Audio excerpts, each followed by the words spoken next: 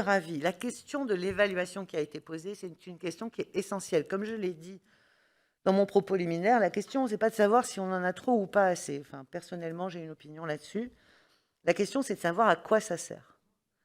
Or, en réalité, évaluer, ça veut dire voir où on en est et voir quels sont les outils qui peuvent être donnés pour accompagner et pour progresser. C'est ça une évaluation. La première chose, c'est ça.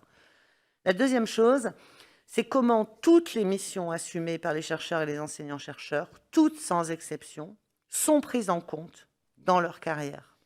Aujourd'hui, vous le savez, la carrière des chercheurs, comme celle des enseignants-chercheurs, n'est fondée que sur de la bibliométrie.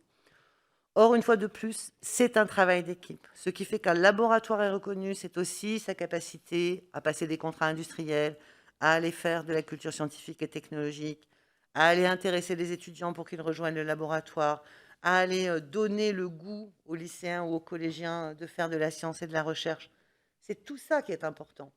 Et pour les enseignants-chercheurs, l'investissement pédagogique, la capacité à repenser ces enseignements, la capacité à les moderniser, à les mettre plus en phase avec ce que sont les étudiants aujourd'hui, tout ça, ça doit être pris en compte dans les carrières et dans les promotions. Et donc l'évaluation, il faut la repenser en profondeur. C'est un travail qui va être là aussi mené avec l'ensemble des représentants des personnels. C'est un travail qui est fondamental parce que c'est ça qui fera que l'ensemble des chercheurs et des enseignants-chercheurs redeviendront tous extrêmement fiers de ce qu'ils font.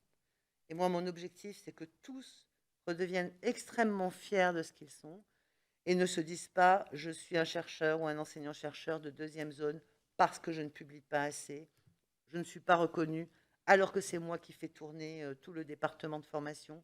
Ça, il faut qu'on arrête avec ça. C'est ça qui est en train de fracturer le monde de l'ESR et il ne faut absolument pas que ce monde-là se fracture.